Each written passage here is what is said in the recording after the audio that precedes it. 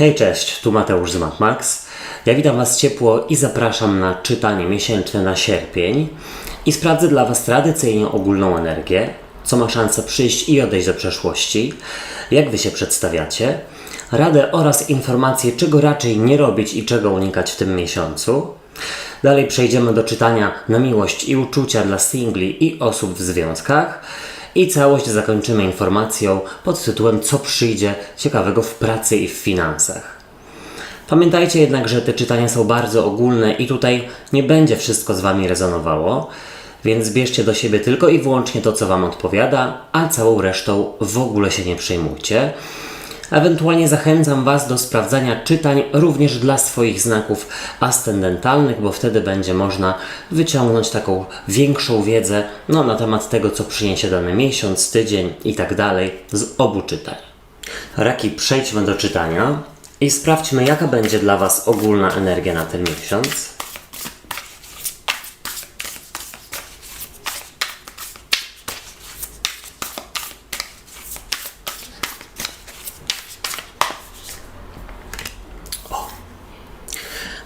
Co do Was przychodzi, co się pojawia.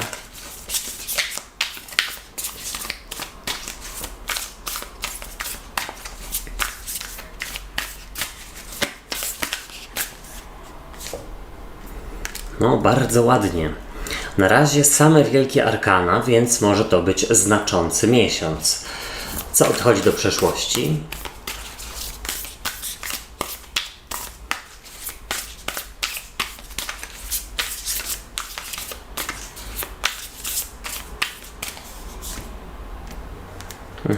Kolejna karta z wielkich arkan. Jak Wy się przedstawiacie, Raki, w sierpniu?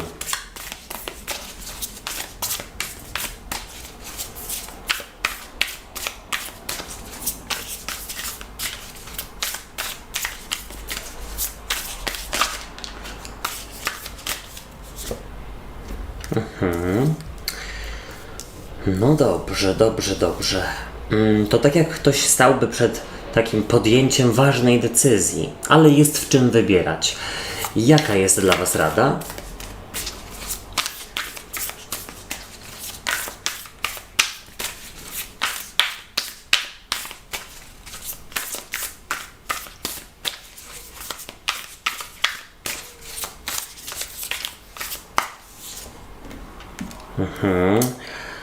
I czego raczej nie robić, czego unikać?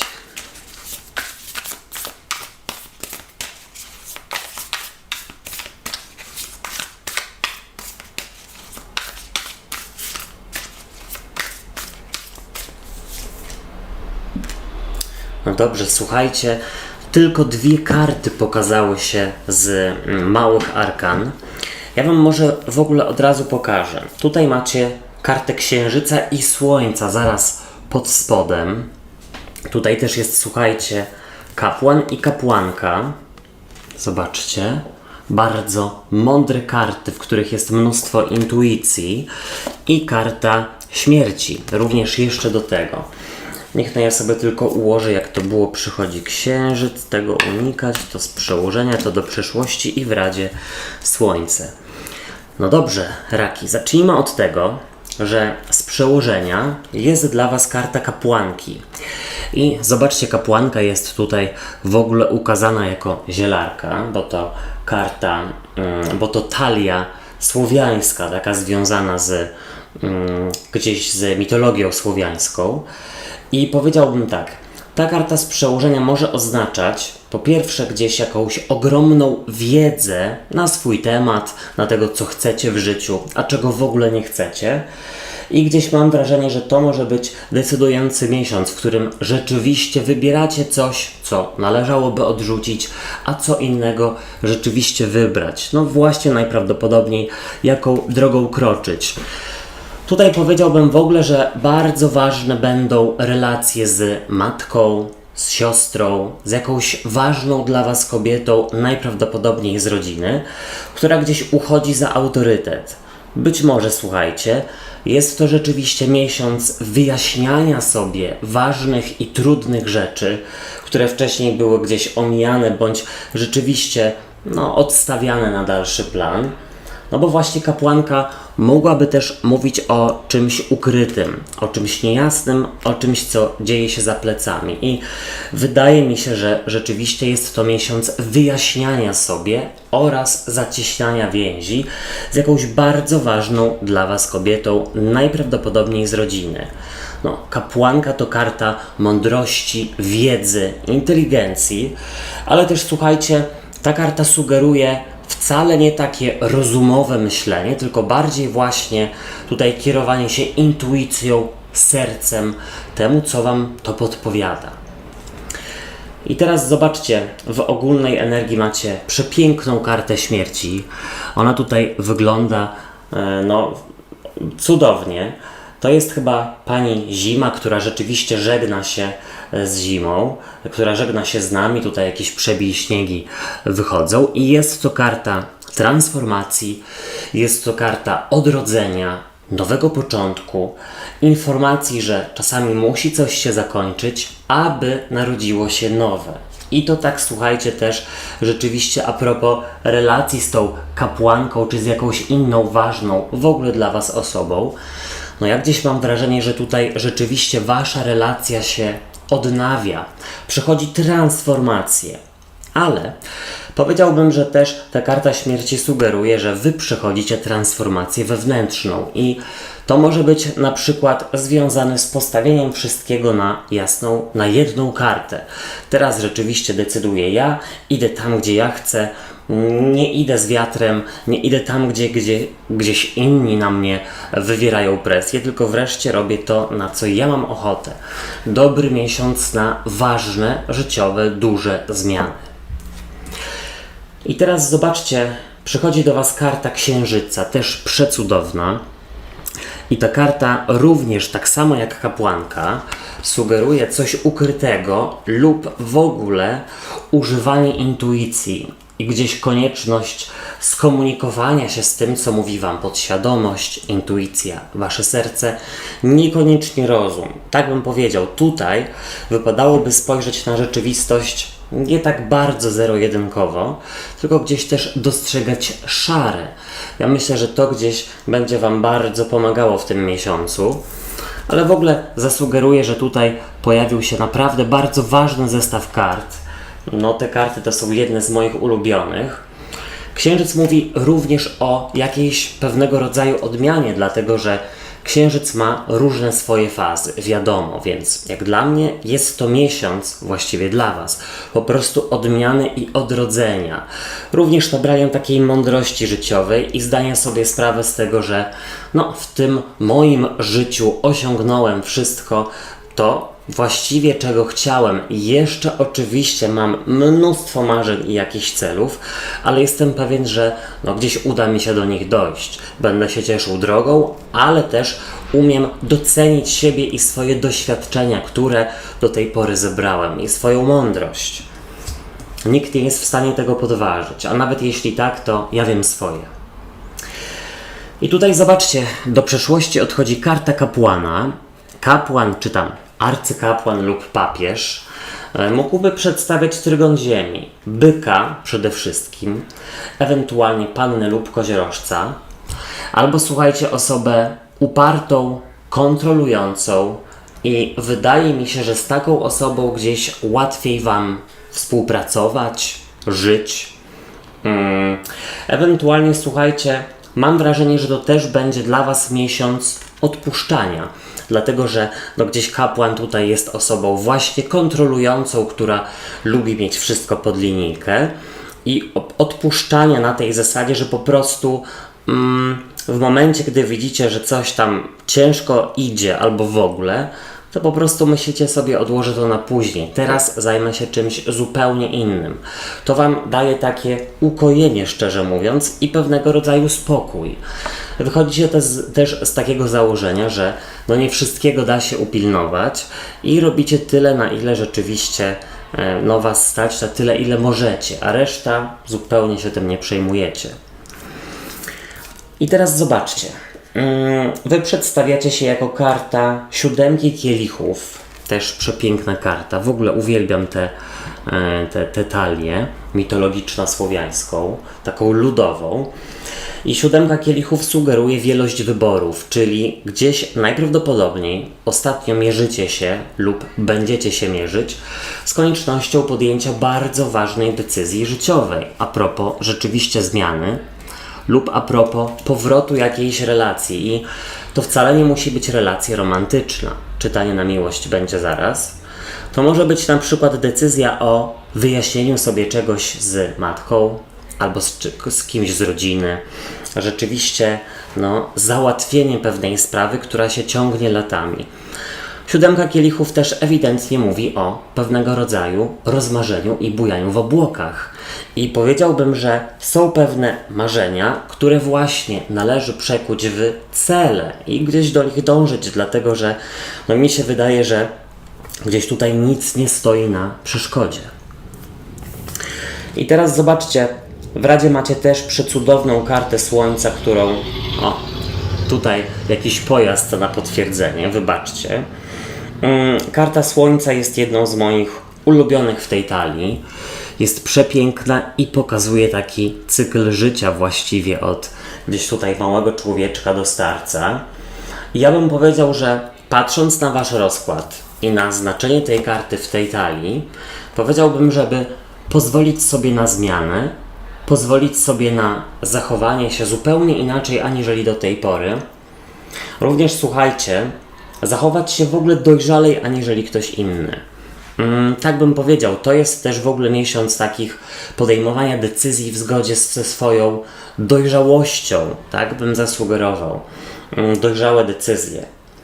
W Radzie karta Słońca też w ogóle zasugerowałaby, żeby się uradować, ucieszyć i gdzieś rzeczywiście docenić to swoje życie i tak jakby zmienić perspektywę, pomyśleć sobie, że nie wiadomo ile tutaj będziemy.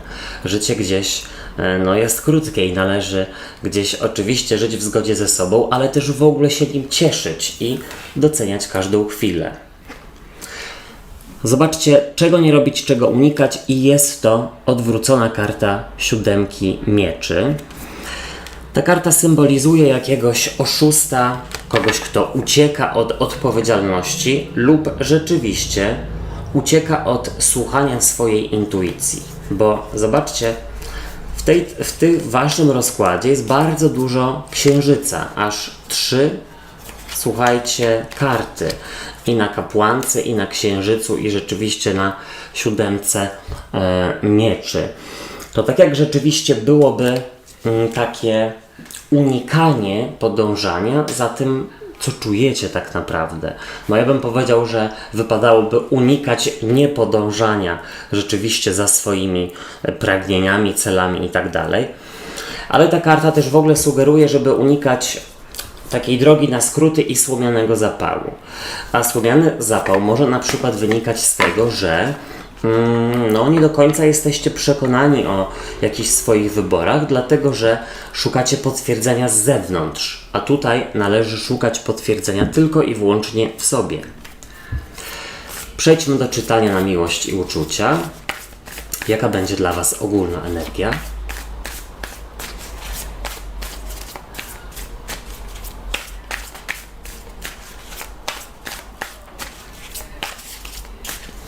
Jeszcze tak dodam do czytania ogólnego, że wypadałoby wyjść z takiego założenia, że życie się zmienia i jest różne. I trzeba też docenić różne jego cykle, fazy, etapy. Co przychodzi do singli, ewentualnie jak pokazuje się partner lub partnerka w związku.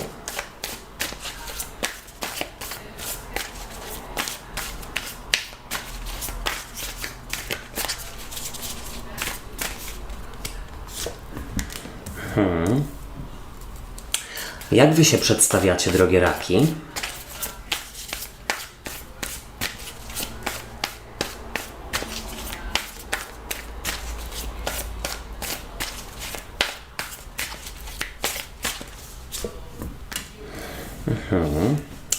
Karta sprawiedliwości. Tutaj też bym powiedział, że ktoś może chcieć dociekać sprawiedliwości, jeśli chodzi o byłych. Coś związane z alimentami, z rozliczeniami, ze spadkiem. Rada dla was.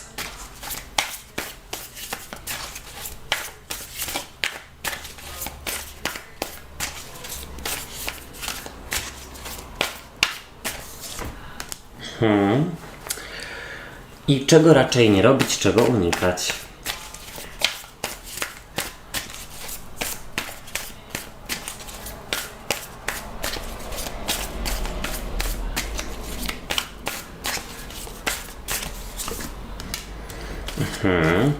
Momencik.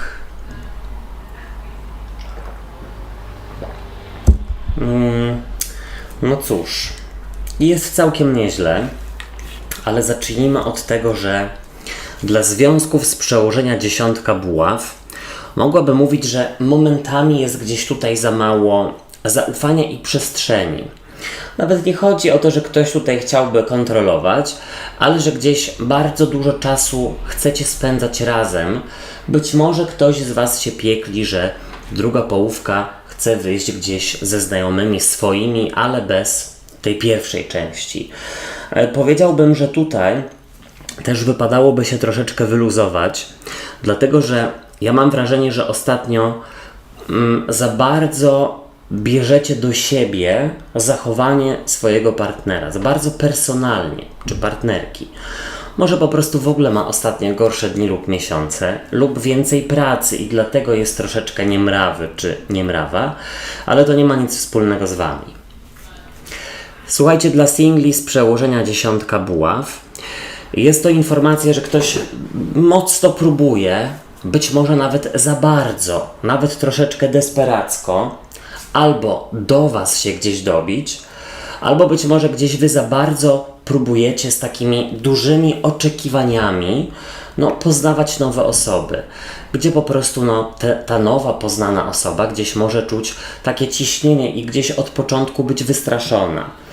Tutaj wypadałoby troszeczkę odpuścić i jasne, poznawać nowe osoby, ale gdzieś tak niezobowiązująco oglądać, patrzeć, przyglądać się, uczyć się, zastanawiać się, czy w ogóle lubicie osoby, z którymi randkujecie, czy po prostu chcecie już bardzo teraz być w związku z jakiegoś powodu. Może dlatego, że gdzieś społeczeństwo naciska. Zobaczcie, w ogólnej energii dla związków jest trójka kielichów i jest to karta radości i zabawy. Więc gdzieś ogólnie rzecz biorąc, powiedziałbym, że pomiędzy Wami jest całkiem niezła atmosfera. Razem miło ze sobą spędzacie czas. Może czasami pragniecie ten czas spędzić oddzielnie, ale wówczas druga osoba się piekli. Ewentualnie mam wrażenie, że ta karta może sugerować o lekceważeniu potrzeb któregoś z Was. Takie na zasadzie, przestań, nie przesadzaj, wszystko jest dobrze, dawaj tam.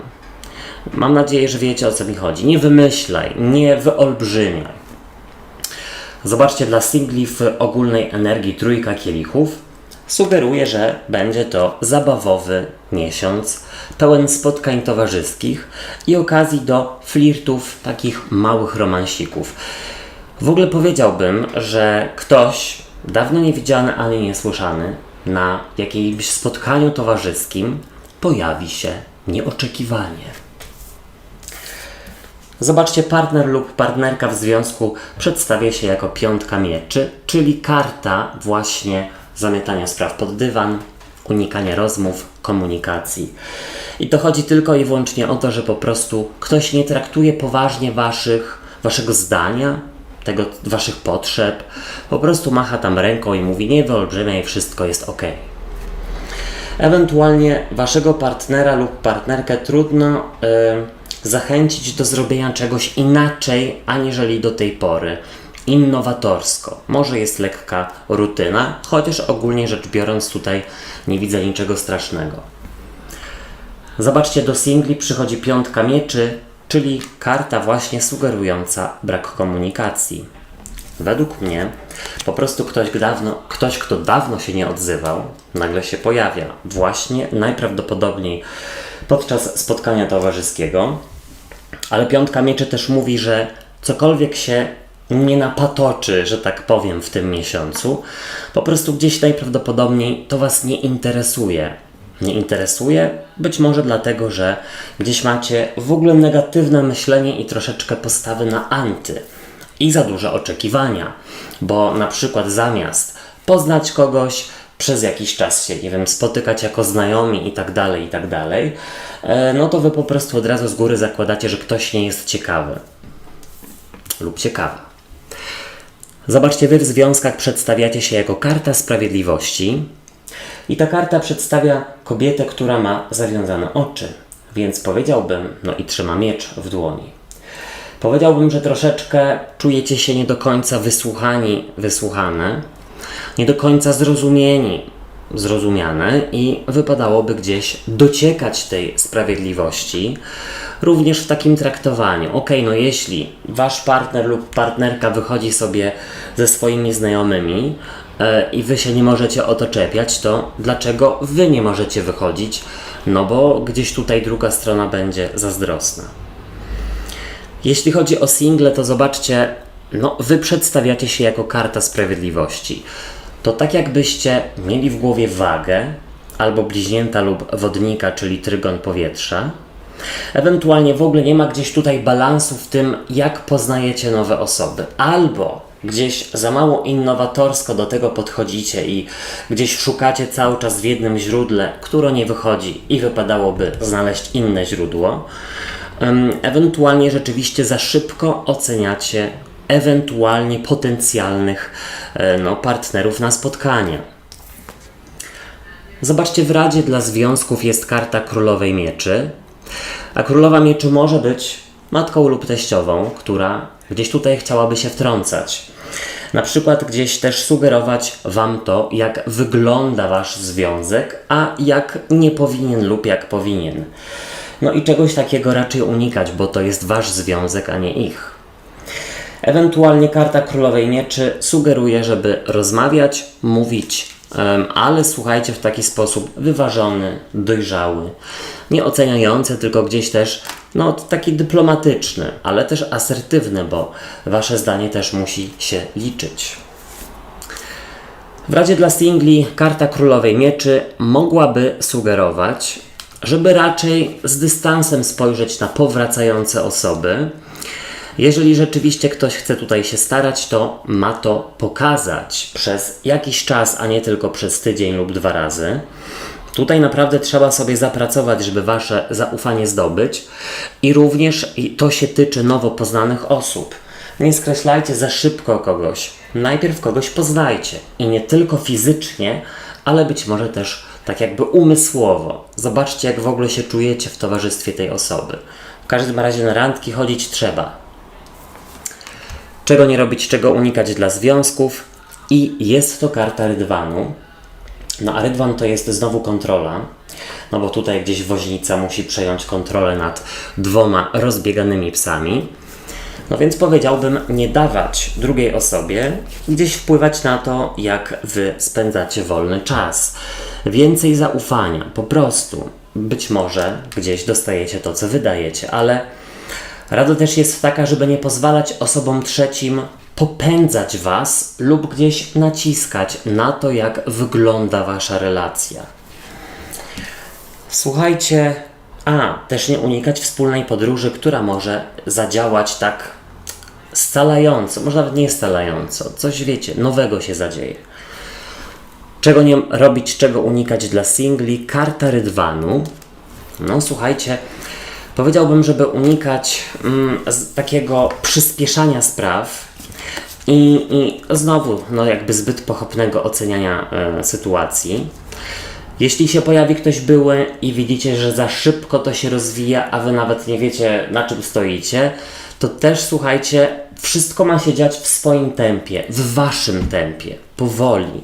Im bardziej naciskamy, tym mniej coś do nas przyjdzie. Również jeśli chodzi o jakąś tam afirmację związaną z przyjściem miłości. Przejdźmy teraz do czytania na pracę i finanse i jaka będzie dla was ogólna energia.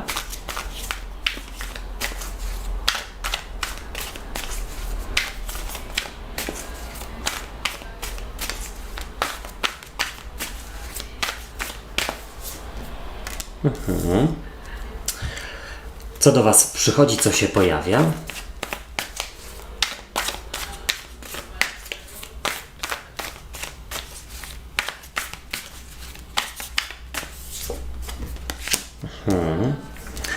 Nowe pomysły i nowe możliwości, być może nawet z daleka od rodziny i przyjaciół, ale to jest do rozważenia. To też jest odnośnik do waszego czytania ogólnego. Co odchodzi do przeszłości?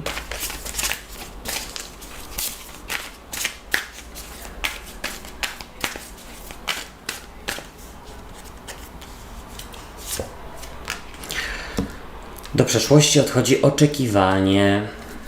Jak wy się przedstawiacie?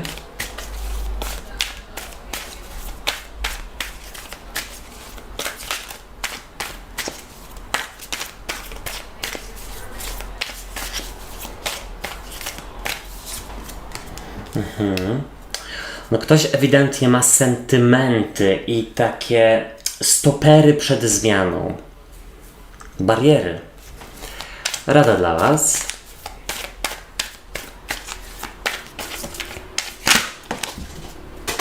Momencik, wybaczcie, bo wypadła mi karta. Już ją mam i czego nie robić, czego raczej unikać.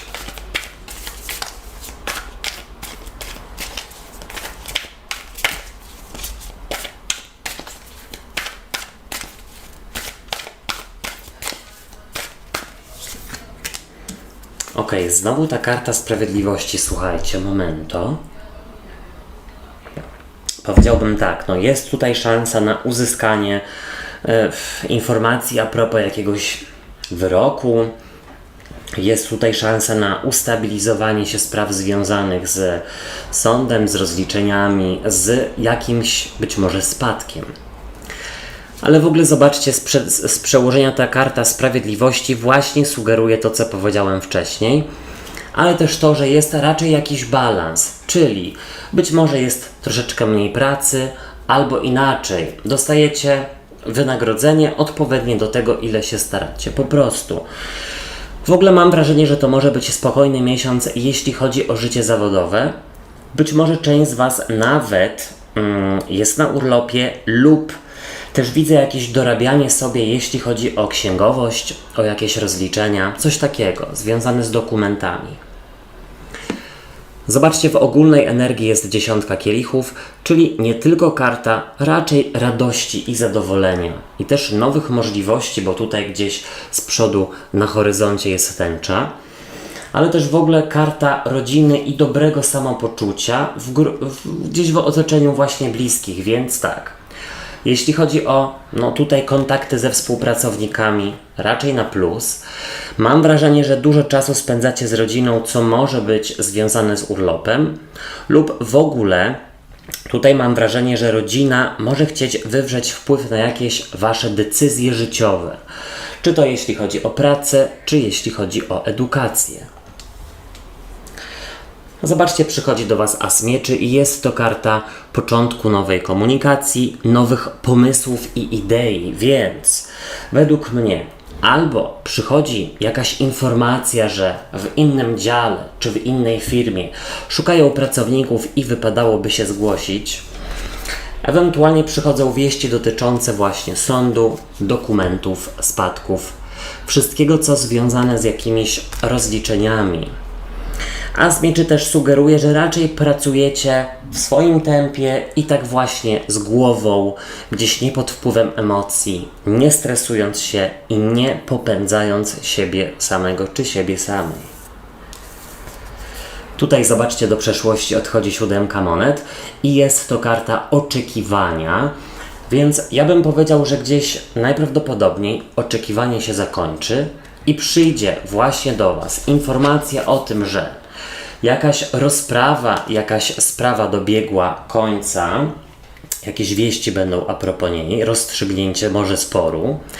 No właśnie, ewentualnie przychodzi do was wyczekiwane zaproszenie na rozmowę albo informacja, że ktoś szuka pracowników.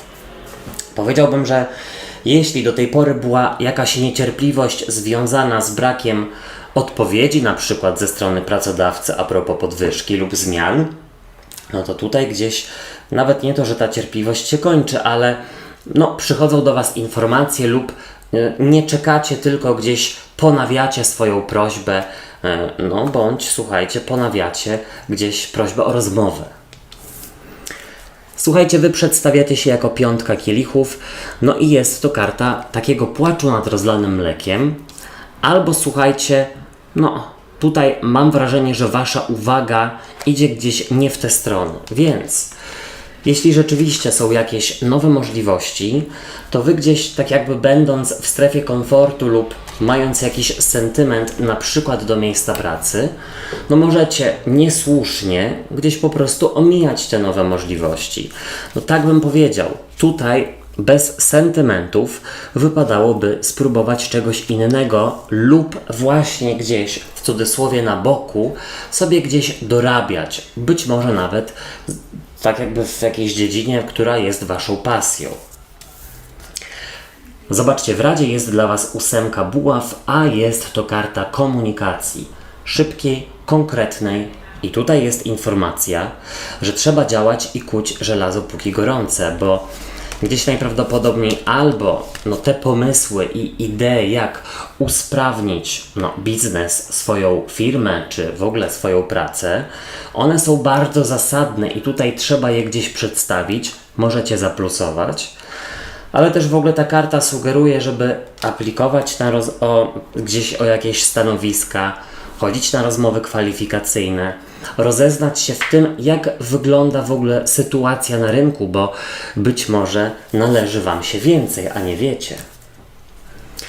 Czego nie robić, czego unikać i jest to 9 kielichów, czyli karta z kolei robienia sobie przyjemności i w ogóle powiedziałbym, że takiego bezsensownego wydawania pieniędzy na rzeczy, które nie są jakoś wam bardzo potrzebne.